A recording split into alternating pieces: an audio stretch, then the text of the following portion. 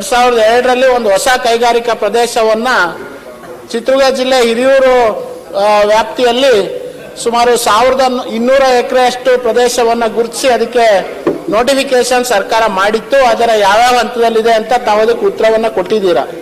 ನಾನು ಮಾನ್ಯ ಸಚಿವರಲ್ಲಿ ಹಾಗೂ ಸರ್ಕಾರದಲ್ಲಿ ವಿನಂತಿ ಮಾಡುವಂಥದ್ದೇನು ಅಂತಂದ್ರೆ, ಇಡೀ ರಾಜ್ಯದಲ್ಲಿ ಯಾವುದೇ ಒಂದೇ ಒಂದು ಬೃಹತ್ ಅಥವಾ ಮಧ್ಯಮ ಕೈಗಾರಿಕೆ ಇಲ್ದಲೇ ಇರುವಂತ ಜಿಲ್ಲೆ ಯಾವ್ದಾದ್ರು ಇದೆ ಅಂತಂದ್ರೆ ಅದು ಚಿತ್ರದುರ್ಗ ಜಿಲ್ಲೆ. ಯಾವ ಕೈಗಾರಿಕೆಯಲ್ಲೂ ಕೂಡ 50ಕ್ಕಿಂತ ಹೆಚ್ಚಿನ ಸಂಖ್ಯೆ ಕೆಲಸ ಮಾಡೋಂಥವ್ರು ಇಲ್ಲ. ಅಷ್ಟು ಚಿಕ್ಕ ಸಣ್ಣ ಸಣ್ಣ ಕೈಗಾರಿಕೆಗಳು ಅಲ್ಲಿರುವಂಥದ್ದು. ಹಾಗಾಗಿ ತಾವು ಇಲ್ಲಿ ಕೊಟ್ಟಿರುವಂತ ಉತ್ತರದಲ್ಲಿ ಏನಿದೆ ಅಂತಂದ್ರೆ, ನಾವು ಈಗ ಪ್ರಸ್ತುತ 700 ಎಕರೆ ಭೂಮಿಯನ್ನು ನಾವು ಸ್ವಾಧೀನಪಡಿಸಿದ್ದೇವೆ, ಪರಿಹಾರ ಕೊಟ್ಟಿದ್ದೇವೆ ಅಂತೇಳಿ. ಇನ್ನ ಬಾಕಿ 250 ಚಿಲ್ಲರೆ ನಾವು ಪರಿಹಾರ ಕೊಡಬೇಕಾಗಿದೆ ಅಂತೇಳಿ. ಈಗಾಗಲೇ ತಮಗೆ ಗೊತ್ತಿದೆ, ವಸಂತ ನರಸಾಪುರದಲ್ಲಿ ಆಗ್ಲೇ ಭೂಮಿ ಲಭ್ಯತೆ ಇಲ್ಲ ಅಂತೇಳಿ ಅದು ಗಗನಕ್ಕೆ ಹೋಗಿದೆ, ಅಲ್ಲಿ ಫ್ಯಾಕ್ಟರಿಗಳು ತುಂಬೋಗಿದೆ. ಹಾಗಾಗಿ ಎರಡೂ ವಿಷಯಗಳನ್ನ ಸರ್ಕಾರ ಬಹಳ ಒಂದು ಗಂಭೀರವಾಗಿ ಪರಿಗಣಿಸಬೇಕು. ಯಾಕಂದ್ರೆ ಈ ಎರಡು ಕೈಗಾರಿಕಾ ಪ್ರದೇಶಗಳ ಮಧ್ಯದಲ್ಲಿ ತಾವೇನಾದ್ರೂ ಒಂದು ಒಳ್ಳೆ ಏರ್ಪೋರ್ಟ್ ನಿರ್ಮಾಣ ಮಾಡಿದ್ರೆ ಇಡೀ ಮಧ್ಯ ಕರ್ನಾಟಕಕ್ಕೆ ಅನುಕೂಲ ಆಗುತ್ತೆ.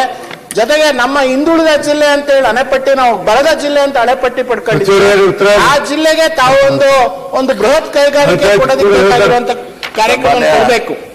ಸಭಾಪತಿಗಳೇ, ಇವತ್ತೊಂದು ದಿವಸ ಅವರು ಒಂದನೇದ್ದು ತುಮಕೂರು ಮತ್ತು ಚಿತ್ರದುರ್ಗ ಮಧ್ಯೆ ವಿಮಾನ ನಿಲ್ದಾಣ ನಿರ್ಮಾಣ ಮಾಡುವ ಪ್ರಸ್ತಾವನೆ ಅಂಥವು ಯಾವುದೂ ಪ್ರಸ್ತಾವನೆ ಇಲ್ಲ, ಸರ್ಕಾರ ಮುಂದಿರುವುದಿಲ್ಲ. ಆದ್ರೆ ನಾವು ಕೇಳಿದ್ದು ಈಗ ಏನು, ನಾವು ಅಂತಾರಾಷ್ಟ್ರೀಯ 2ನೇ ಏರ್ಪೋರ್ಟ್ ಮಾಡಬೇಕು ಬೆಂಗಳೂರಿಗೆ ಅಂತೇಳಿ. ಯಾಕಂದ್ರೆ ಬೆಂಗಳೂರಿಗೆ ಈಗ ಕೆಂಪೇಗೌಡ ಇಂಟರ್ನ್ಯಾಷನಲ್ ಏರ್ಪೋರ್ಟ್ ಏನಿದೆ ಅದು 2035 ಒಳಗೆ ಅದರ ಪೀಕ್ ಅನ್ನೋದು ಮುಟ್ತದೆ, 110 ಮಿಲಿಯನ್ ಪ್ಯಾಸೆಂಜರ್ಸ್ ಮುಟ್ತದೆ. ಮತ್ತು ಸರಕಿನಲ್ಲಿ ಕಾರ್ಗೋದಲ್ಲಿ 1.10 ಮಿಲಿಯನ್ ಟನ್ಸ್ ಇದಕ್ಕೆ ಅದು ಮುಟ್ತದೆ. ಹೀಗಾಗಿ 2ನೇ ಏರ್ಪೋರ್ಟ್ ಮಾಡುವಂಥದ್ದು ಬೆಂಗಳೂರಿಗೆ ಅತ್ಯವಶ್ಯಕವಾಗಿದೆ. ಯಾಕಂದ್ರೆ ಅವಾಗ 2ನೇ ಏರ್ಪೋರ್ಟ್ ಬೇಕೇ ಬೇಕಾಗ್ತದೆ ನಮಗೆ. ಹೀಗಾಗಿ ನಾವು ಈಗ ಅದನ್ನ 2ನೇ ಏರ್ಪೋರ್ಟ್ನ ಪ್ರಾರಂಭ ಮಾಡಬೇಕು. ಯಾಕಂದ್ರೆ ಮುಂಚಿತವಾಗಿ 2033ವರೆಗೆ ಅವ್ರಿಗೆ ಒಂದು ಎಕ್ಸ್ಕ್ಲೂಸಿವಿಟಿ ಕ್ಲಾಸ್ ಇದೆ. 2030 BILಗೆ ಏನಿದೆಲ್ಲ, ಅವರು 2033ವರೆಗೆ ನಾವು ಇನ್ನೊಂದು ಏರ್ಪೋರ್ಟ್ ಅನ್ನ ಮಾಡ್ಲಿಕ್ಕೆ ನಾವು ಸಾಧ್ಯ ಇಲ್ಲ. 2033ವರೆಗೆ ಮುಗೀತದೆ. ನಾವು ಈಗ ನಾವು ಅದನ್ನು ಪ್ರಾರಂಭ ಮಾಡಿದ್ರೆ ಬಹುಶಃ ಲ್ಯಾಂಡ್ ಎಕ್ವಿಜಿಷನ್ ಎಲ್ಲ ಸಮಸ್ಯೆ ತಗೋತೀವಿ, 7-8 ವರ್ಷ ಬೇಕಾಗುತ್ತೆ. ಅದೆಲ್ಲ ಮಾಡಿ ಇವತ್ತೊಂದು ದಿವಸ ಅದು ಮಾಡ್ಬೇಕಾಗ್ತದೆ ಅಂತ ನಾನು ಈಗಾಗಲೇ ಒಂದು ಸಭೆನೂ ಕೂಡ ಮಾಡಿ, ನಮ್ಮ ಅದಕ್ಕೆ ಏನು ನಮಗೆ ಏಜೆನ್ಸಿ ಇದೆ, ಕನ್ಸಲ್ಟೆಂಟ್ಸ್ ಇದ್ದಾರೆ, ಅವ್ರಿಗೆ ನಮ್ಮ ಐಡೆಕ್ನವರು ಕೂಡ ಇವತ್ತೊಂದು ದಿವಸ ಭಾಗವಹಿಸಿದ್ರು, ಅದು ಮಾಡಿದೀವಿ. ಈಗ ಈ 2ನೇ ಏರ್ಪೋರ್ಟ್ ಸನ್ಮಾನ್ಯ ಸಭಾಪತಿಗಳು ಬಹಳ ಸ್ಪಷ್ಟವಾಗಿ ಹೇಳ್ತೇನೆ, 7-8 ಲೊಕೇಶನ್ಸ್ ನ ಇವತ್ತೊಂದು ದಿವಸ ನಾವು ಅವರಲ್ಲಿ ಪ್ರಸ್ತಾವನೆ ಮಾಡಿದ್ದಾರೆ.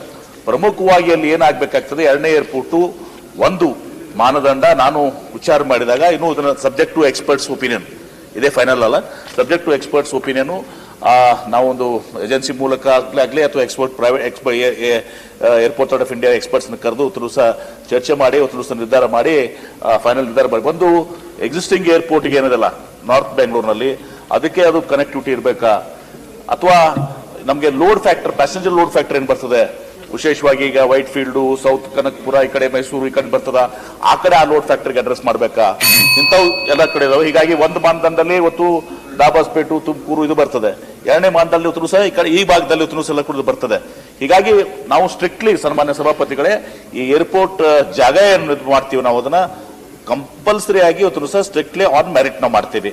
ನಮ್ಮ ಬೆಂಗಳೂರಿಗೆ ಯಾವ ರೀತಿಯಾದ ಅನುಕೂಲ ಆಗಬೇಕು ಮತ್ತು ರಾಜ್ಯಕ್ಕೆ ಅನುಕೂಲ ಆಗಬೇಕು, ಈ ಮಾನದಂಡ ಮೇಲೆ ಮಾಡ್ತೀವಿ. ನಾವು ಅಲ್ಲಿ ಮಾಡ್ತೀವಿ ಇಲ್ಲಿ ಮಾಡ್ತೀವಿ ಅಂತ ಸುಮ್ಮನೆ ನಮಗೆ ಬೇಕಾಗಿದ್ದ ಜಾಗದಲ್ಲಿ ಅದನ್ನು ಮಾಡಲಿಕ್ಕೆ ನಾವು ಬಯಸಿ. ಯಾಕಂದ್ರೆ it is a very decision which has to be taken in the interest of the state. ಮತ್ತು ಈಗ ಬೆಂಗಳೂರು ನೋಡಿದ್ರೆ, ಮುಂಬೈದಲ್ಲಿ ನೋಡಿದ್ರೆ ನವಿ ಮುಂಬೈ ಏರ್ಪೋರ್ಟ್ ಇದೆ. ಹೀಗೆಲ್ಲನೂ ಕೂಡ ಗೋವಾದಲ್ಲಿ ಸೆಕೆಂಡ್ ಏರ್ಪೋರ್ಟ್ ಆಗಿದೆ, ಡೆಲ್ಲಿಯಲ್ಲಿ ಇವತ್ತು ಸಹ 2 ಏರ್ಪೋರ್ಟ್ಸ್ ಆಗ್ತದೆ ಈಗ. ಹೀಗಾಗಿ ಈ 2ನೇ ಏರ್ಪೋರ್ಟ್ ಮಾಡೋದಕ್ಕೆ ತುಮಕೂರು ಚಿತ್ರದುರ್ಗದಲ್ಲಿ ಕೂಡ ಅದು ಒನ್ ಆಫ್ ದ 5-6 ಲೊಕೇಶನ್ ಅಲ್ಲಿ ಇದ್ರೂ ಕೂಡ ಇದೆ. ಅದಾಗ ಅಂತಿಮವಾಗಿ ಇವತ್ತೊಂದು ಸಹ ಈ ಮಾನದಂಡದಲ್ಲಿ ಏನಾಗ್ತದೆ, ಎಕ್ಸ್ಪರ್ಟ್ ಒಪಿನಿಯನ್ ಎಲ್ಲ ಇದನ್ನು ತಗೊಂಡು ಆ ನಿರ್ಣಯವನ್ನ ಬೇಸ್ಡ್ ಆನ್ ಮೆರಿಟ್ ಆಗ್ತದೆ. ಇಷ್ಟು ಮಾತ್ರ ನಾನು ಹೇಳ್ತೇನೆ. ಇನ್ನು ತುಮಕೂರು ಚಿತ್ರದುರ್ಗ ಬೇಕಾದ್ರೆ ಇನ್ನೊಂದು ಏರ್ಪೋರ್ಟ್, ಡಿಸ್ಟ್ರಿಕ್ಟ್ ಏರ್ಪೋರ್ಟ್ ಅಂತಿರಲ್ಲ, ಆ ತರ ಏರ್ಪೋರ್ಟ್ಗೆ ನೀವು ಪ್ರಸ್ತಾವನೆಯನ್ನ ಇದು ಮಾಡಿದ್ರೆ ಅದು ಮಾತು ಬೇರೆ. ಹಾಸನ್ಗೆ, ವಿಜಯಪುರ್ಗೆ, ಬೆಳಗಾವಿ, ಶಿವಮೊಗ್ಗ ಮಾಡಿದ್ರು ಅದು ಬೇರೆ. ಆದ್ರೆ ಬೆಂಗಳೂರು ಇಂಟರ್ನ್ಯಾಷನಲ್ ಏರ್ಪೋರ್ಟ್ ಮಾಡುವಾಗ ನಾವು ಬಹಳ ಒಂದು ಜುಡಿಷಿಯಲ್ ಆಗಿ ನಿರ್ಣಯಕ್ಕೆ ಹೋಗ್ಬೇಕಾಗ್ತದೆ. ಇನ್ the interest of the state, in the of Bengaluru. ಬಹಳಷ್ಟು ಒತ್ತಾಯಗಳು ನನ್ನ ಮೇಲೂ ಕೂಡ ಇದಾವೆ, ತುಮಕೂರು ಕಡೆ ಆಗ್ಬೇಕು, ಸೌತ್ ಆಗಬೇಕು ಅಂತೇಳಿ. ಅದು ಯಾವುದಕ್ಕೂ ಕೂಡ ನಾವು ಇದು ಮಾಡೋದಲ್ಲ. ಇವತ್ತೊಂದು ಸೂಕ್ತವಾದಂಥ ಸ್ಥಳ ಅದು.